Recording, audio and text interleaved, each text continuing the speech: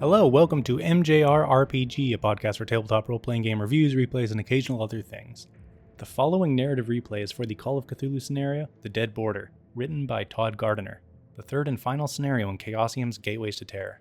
If you're a player or just don't want to know everything about the scenario ahead of time, you can read or listen to the first, spoiler-light section of my review of The Dead Border on mjrrpg.com, along with the text version of this replay. You can find Gateways to Terror on DriveThruRPG, Chaosium's website, Amazon, or your friendly local game store. And now, on to The Dead Border.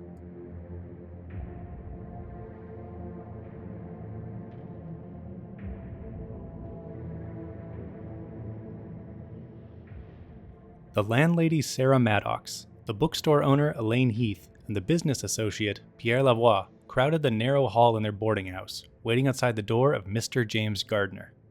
For 2 days, no one had heard from Mr. Gardiner, and the three each had reasons for checking on the recluse. Sarah rapped her heavy knuckles on the door, calling out the name of the man she had been sweet on for the past 2 years.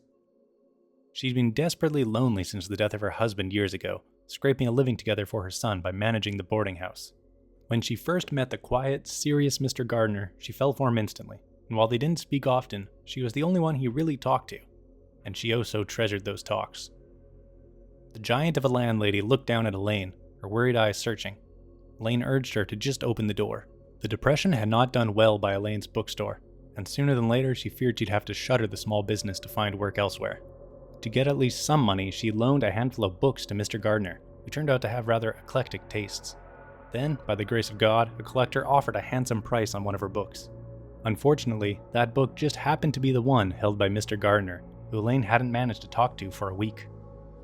Pierre Lavoie likewise nodded eagerly at Sarah when she looked at him, his sweaty hand in his pocket grasping and releasing the slick handle of his little .25 Derringer. He was in debt to the mob, and he'd been counting on Gardiner to help with that. In exchange for obtaining a pair of obsidian knives, a weird request, but no questions asked was Pierre's motto, Gardiner would cook some books to temporarily cover the debts. Gardiner had both the accurate ledger and the hopefully completed cooked ledger. The door swung open, and Sarah bellowed a surprised and anguished roar at the scene.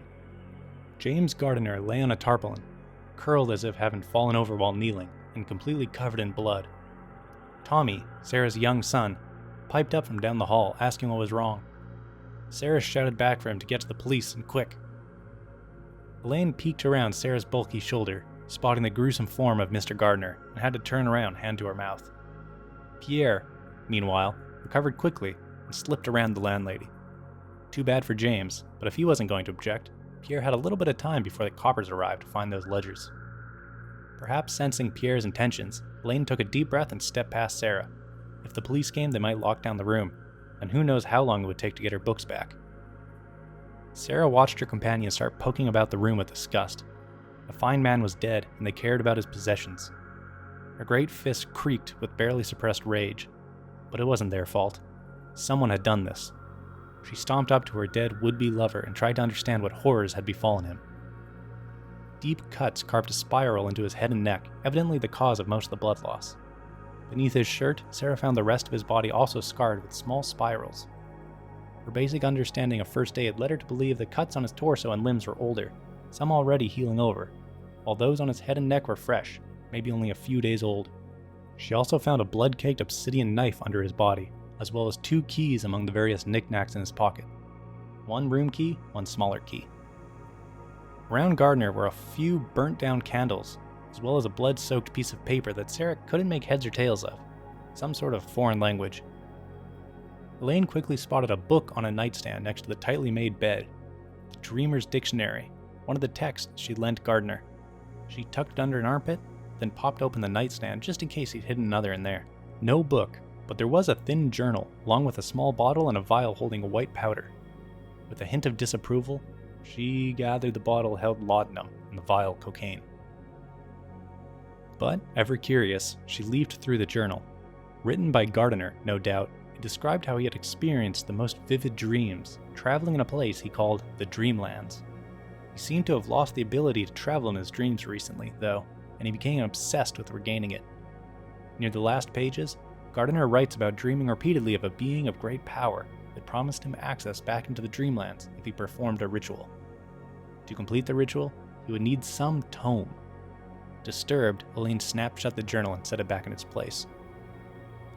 Pierre, meanwhile, had gone to an ornate bookcase, thinking it might have the ledgers in it. At first glance, it didn't contain what Pierre wanted, but an odd bookend drew his eyes. A heavy greenish thing in the monstrous form of a human-like squid creature.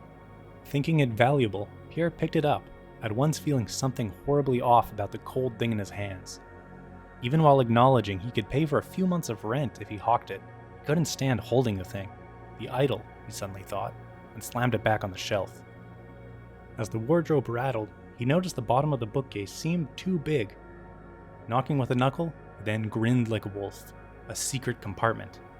Soon he found a hidden button, and with a press the compartment sprang open, revealing not only the ledgers Pierre so desperately needed, but also one of the obsidian daggers, along with a textbook on the Greek language, and another book wrapped in silk.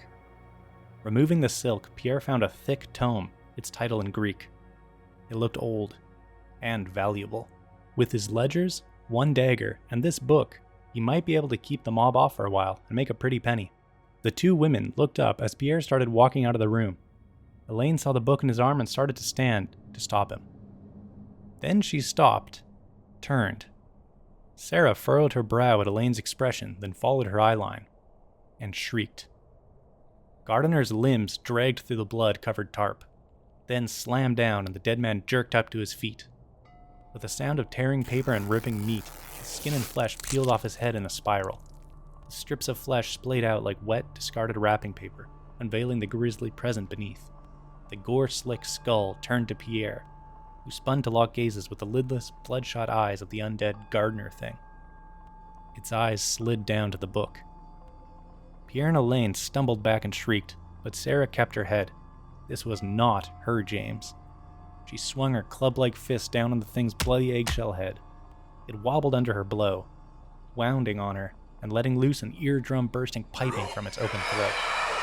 As Sarah fell back, hands held over bleeding ears, the creature attacked. She managed to protect her face, the thing's hardened nails raking across her forearms, splashing blood and flesh on the floor. Turning from the still wobbling Sarah, the creature launched itself at a staggered Pierre. It grabbed for the book, but Pierre managed to stumble out of its grasp. Elaine shook the fuzz out of her head and eyes, and realized what the creature was going for. She cried out for Pierre to throw her the book. He did so, and she managed to catch it. The Gardiner thing spun its crazed eyes on her and charged with the screech. Its claws slammed into Elaine's shoulder, tossing her to the floor. Regaining her balance, Sarah rushed the creature, pummeling its kidneys. She cried out as her fist cracked against the thing, as if it was a brick wall. Its skull had been softer. Her eyes went wide. Then she screamed at Pierre. The skull. Drawing his derringer, Pierre fired off a quick shot, hitting the side of its temple. Bones splintered and the thing reached for the book again, but even bloodied and bruised, Elaine rolled out of its grasp. Sarah tried to rain down pain on the thing's head, but it whirled about, its claws rending a red path through her stomach. She slid to the floor, curled around the leaking wound, her blood pooling atop the dried mess of Gardiner's.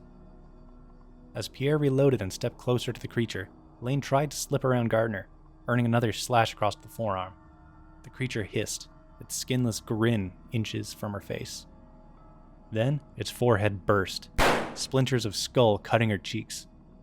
The limp remains of Gardiner toppled to the floor. Pierre stood a step behind, derringer smoking. Between the two of them, they stopped Sarah's bleeding long enough for the police to arrive, along with a terrified Tommy, shocked by the sight of his nearly eviscerated mother. And as Sarah was loaded onto a stretcher, she looked down with despair at the man of her dreams. She tried to take comfort in him, finally resting. But was he really? Through teary eyes, she watched Pierre slip out of the room, ledgers tucked under his coat. And Elaine waved her off, saying she'd come to the hospital as soon as she could. But as the truck started carrying her off down the road, she saw Elaine opening the tome.